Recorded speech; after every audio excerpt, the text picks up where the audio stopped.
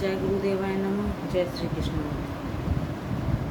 आज हम आपको श्रीमद् भागवत रहस्य 9वां अध्याय का आगे का भाग आपको सुनाएंगे। जो बड़ा है वही राजा बनता है और तुम ही सभी भाइयों में ज्येष्ठ हो। सभी की इच्छा यही है कि तुम्हारा राज्याभिषेक किया जाए। कल से राम राज्य का आरंभ होगा। तभी वहाँ लक्ष्मण जी आए। राम ने उनसे कहा, भाई पिताजी कल मुझे राजा बनाना जा रहे हैं। मैं तो केवल नाम मात्र का ही राजा रहूँगा, अन्यथा यह राज्य तो तुम सभी का है। राम सभी के अंतर्यामी हैं, परंतु लक्ष्मण राम के भी अंतर्यामी हैं। लक्ष्मण राम के अति प्रिय हैं। वे लक्ष्मण से कहते हैं, लक्ष्मण यह राजलक्ष्मी तुम्हारी है, जैसा तुम चाहोगे वैसा ही होगा। लक्ष्मण यह सुनकर बहुत प्रसन्न हुए, क्योंकि उनकी राजा बनने में तो कोई रुचि नहीं थी। वह तो यह सोचकर प्रसन्न थे कि बड़े भैया राज सिंहासन पर विराजेंगे और मैं चामर लेकर उनकी सेवा करूंगा। यह लक्ष्मण का बंधु प्रेम है। लक्ष्मण का प्रेम दिव्य है। आज सारे नगर को सुशोभित किया जाए कि वशिष्ठ जी की आज्ञा के अनुसार दशरथ ने भी आज्ञा दी। दशरथ के राज्य काल की यह अंतिम राज्यसभा है। यह तो सूर्यवंश का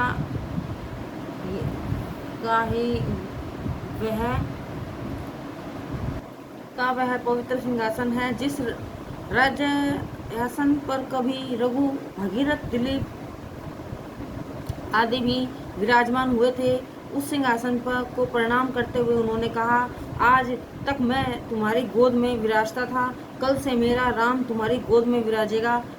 उसकी रक्षा करना।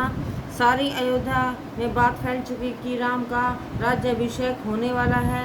सारे नगर में आनंद की लहर दौड़ने लगी, परंतु सभी देवता दुखी और उदास थे। यदि कल राम राज्य पद ग्रहण कर लेंगे तो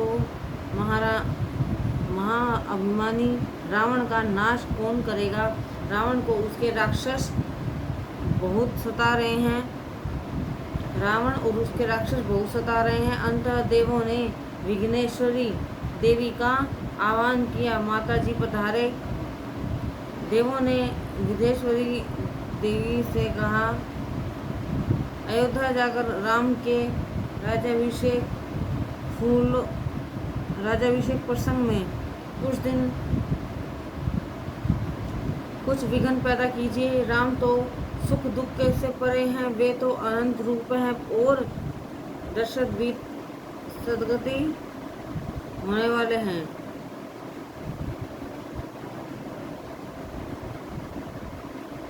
पधारो।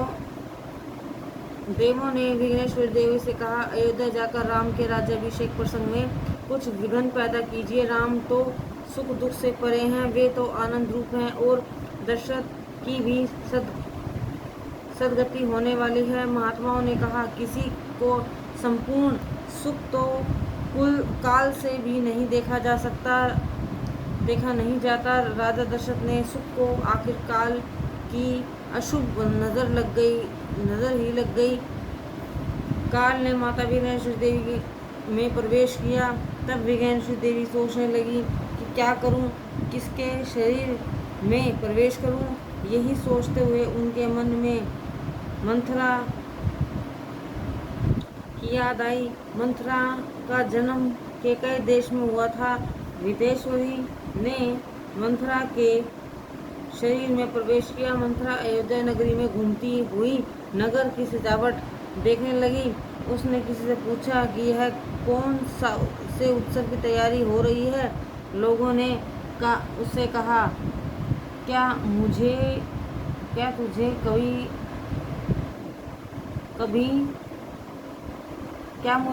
तुझे अभी तक सुख समाचार नहीं मिला।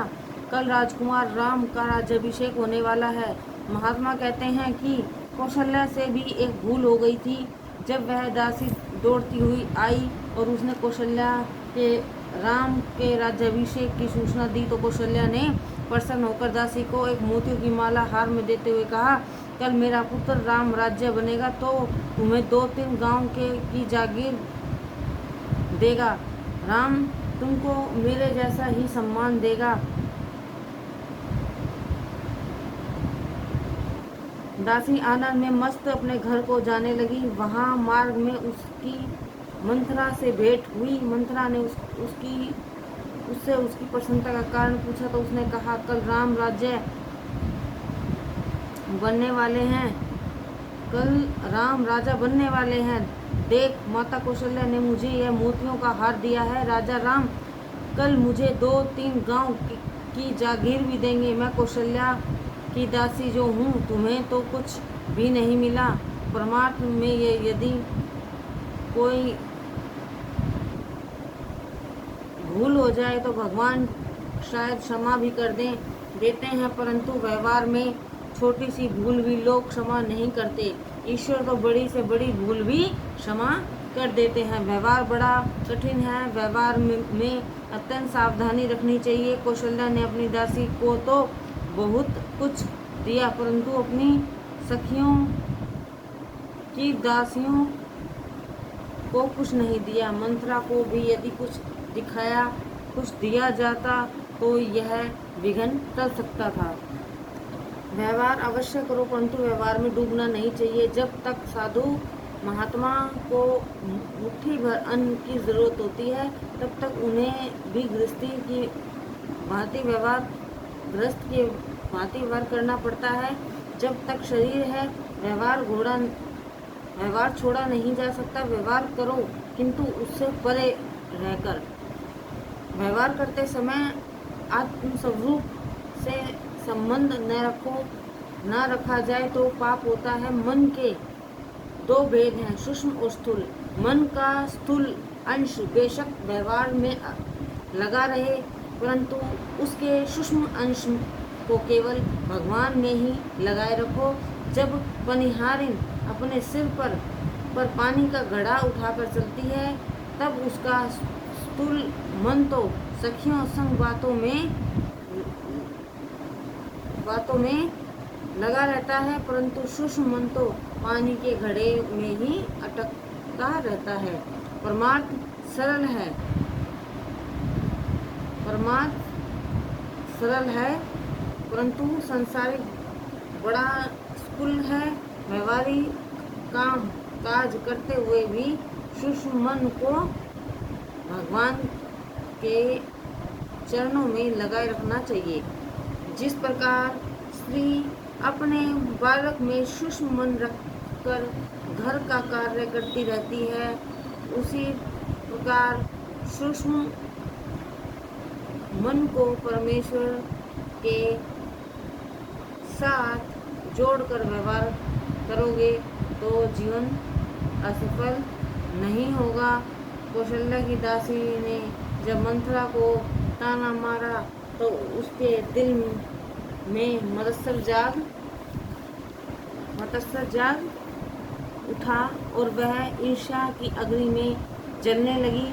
वह कैकेयी के पास गई और क्रिया चरित्र दिखाना आरंभ कर दिया।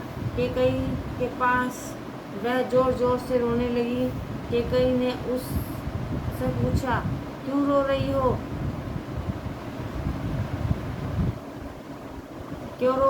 क्या लक्ष्मण ने तुम्हें सजा दी है?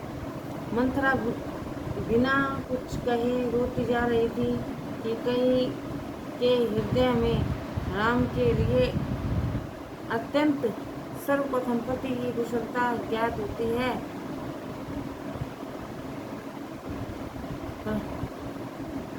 ज्ञात करनी चाहिए, परंतु राम पर स्नेह होने के कारण पहले उसके विषय में ही पूछा। मंथरा कहने लगी, हाँ, राम आनंद में है और आनंद में क्यों ना हो, कल उनका राज्याभिषेक होने वाला है। कैकेयी ने मंथरा से यह समाचार सुनकर उसे माला का उपहार दिया। कैकेयी ने के मन में अभी तक कली का प्रवेश नहीं हुआ था। मंथरा ने वह माला फेंक दी। सभी प्रसन्न थे, परंतु मंथरा बेचैन थी।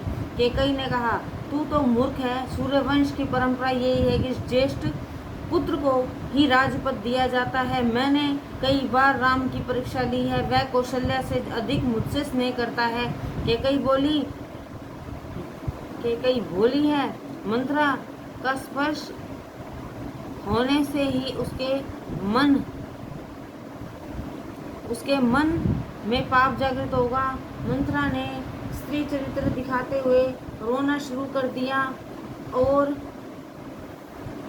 सिसकियां लेती हुई धरती पर जा गिरी।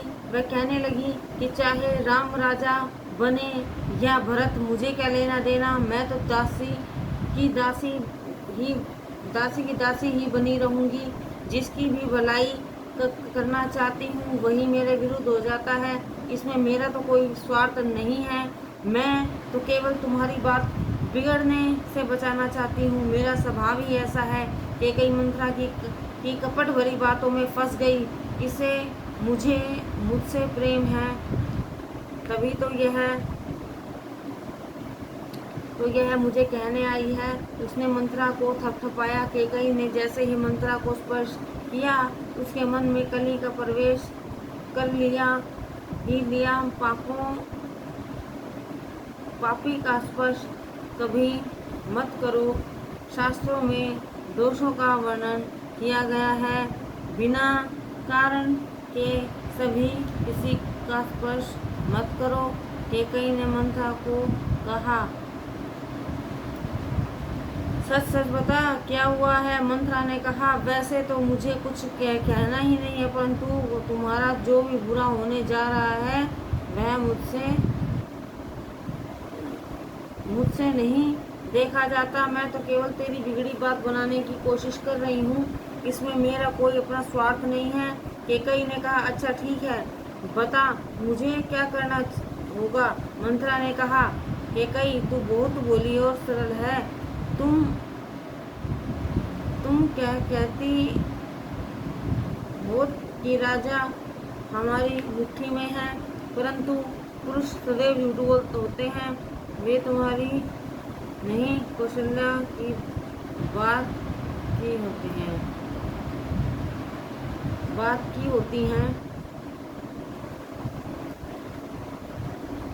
वे तुम्हारी नहीं, कौशल्या की ही बातें मानते हैं। कौशल्या ने तुम्हें अपने रास्ते से हटाने के लिए षड्यंत्र रखा। 15 दिनों से राम के राज्याभिषेक की तैयारी चल रही थी और तुम्हें कानों कान खबर तक नहीं हुई। दशरथ बड़े कपटी हैं। वे कौशल्या से ही प्रेम करते हैं। तुम्हारे साथ तो प्रेम का मात्र दिखावा करते हैं। राम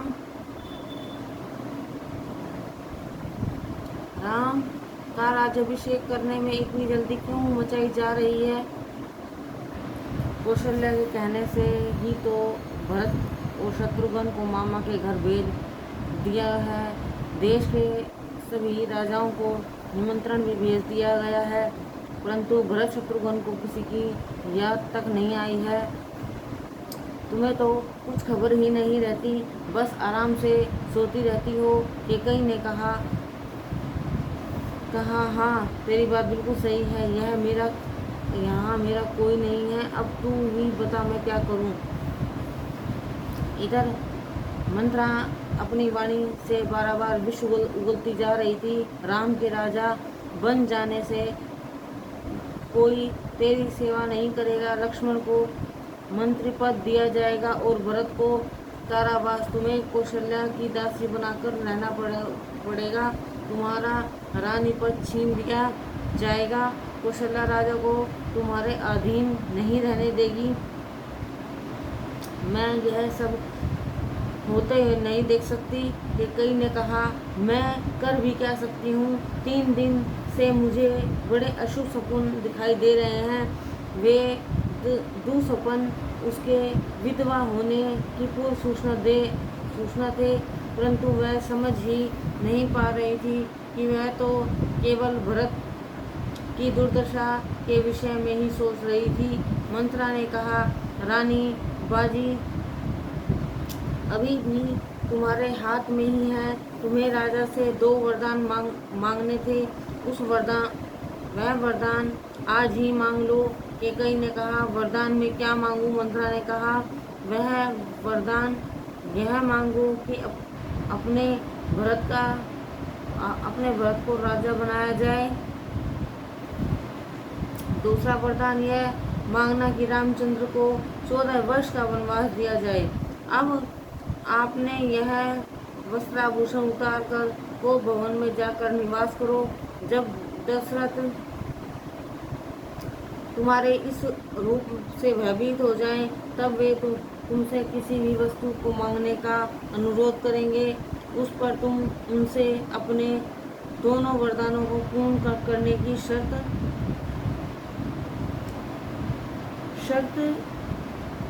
रखना।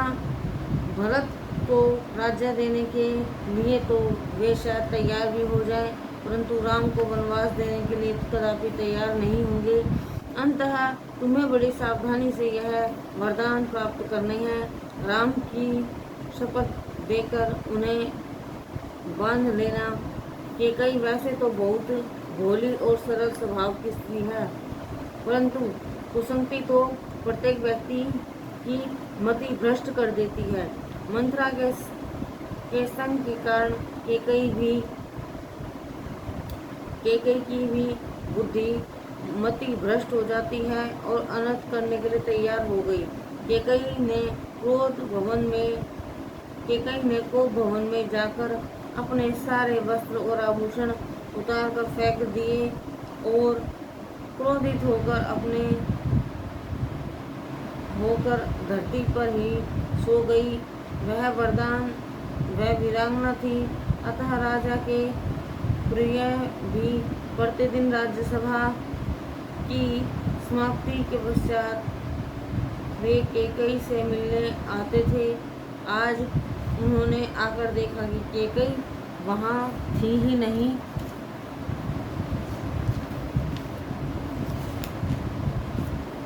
राजा को समाचार मिला कि रानी केकई तो कोप भवन में पड़ी हुई है। राजा धैर्य धारण करके कोप भवन में आए और जमीन पर लेटी केकई को स्पर्श करने ही जा रहे थे कि उसने क्रोधित होते हुए कहा, मुझे स्पर्श करने का प्रयास भी मत करना। केकई ने अपने पति का अपमान किया। दशरथ ने कहा कि मैं तुम्हारे लिए आनंददायक समाचार लेकर आया हूँ। एक बार अगर तुमने ही कहा था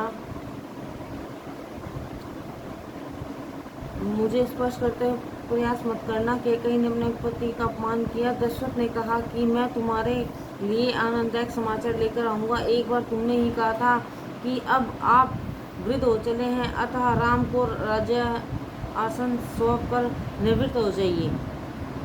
मैंने तुम्हारी बात मान ली है। कल राम का राज्याभिषेक होने जा रहा है। तुम क्या कहती हो? भरत वैराग्य का स्वरूप है और शत्रुघ्न सदाविचार का स्वरूप है। यदि वे दोनों दशरथ के साथ होते तो दशरथ कभी केकई के कहने में नहीं आते, परंतु दोनों के पास न होने से वे केकई के कहने में आ ही गए। सभी प्रकार से अनुकूलता होते हुए भी यदि व्यक्ति किसी विषय में फंस भी जाए, वही सच्चा वैराग्य है। भारत का वैराग्य दिव्य था। संपत्ति प्राप्त होने पर भी संपत्ति के प्रति मोह जागृत न हो, वही वैराग्य है। ईश्वर के चरणों में वास करना ही उपवास है। जो ईश्वर के चरणों में बसने की इच्छा रखते हैं, उन्हें देह धर्म भूख प्यास का भान भूलना पड़ता है। भूख प्यास भुलाकर ही प्रभु के चरणों में बसा जा सकता है। भरत जी, वैराग्य का सदैव अपने पास रखो। जो अपने पास भरत जी और शत्रुघ्न सदा विचार को नहीं रखता, वह कैकेयी बुद्धि के अधीन हो जाता है। कौशल्या निष्काम बुद्धि है। सुमित्रा श्रद्धा और कैकेयी कुबुद्धि। कैकेयी का क्रोध कहाँ शांत होने वाला था। दशरथ जी ने कहा, मैं तुम्हारे अधीन हूँ, जो चाहे मांग लो। मैंने आज तक कभी राम की कसम नहीं खाई, आज राम की कसम खाकर कहता हूँ कि तू जो मांगेगी वो तुझे अवश्य दूँ, उसको अवश्य पूरा करूँगा। जब दशरथ राजा की कसम से बंध गए तो कैकेयी ने कहा, आपको याद है कि मुझे आपसे 2 वरदान मांगने थे, आज वही वरदान मैं आपसे मांगना चाहती हूँ। दशरथ ने कहा, अरे 2 क्या 4 वरदान मांग लो। कैकेयी ने कहा कि कहीं आप देने से इनकार तो नहीं कर देंगे। दशरथ जी ने कहा, रघुकुल रीति सदा चली आई, प्राण जाई पर वचन ना जाई। मेरा वचन कभी झूठा नहीं हो सकता, तुम जो चाहे मांग सकती हो। कैकेयी जानती थी कि राम कल वन को चले जाएंगे, मैं आज श्रृंगार कैसे करूं। मेरा रावण का नाश करके राज्य संभाले, इसी में उनकी शोभा है। झगड़ा स्वार्थ है, लोभ के कारण होता है। वनवास के बिना जीवन में सुवास नहीं आता, तपस्या के बिन जीवन सुहासित नहीं होता। राम वृद्धावस्था में ही वनवासी रहे, काम ही रावण है। यह रावण सभी को रुलाता है, ऐसे काम रूपी रावण को मारने के लिए तपस्या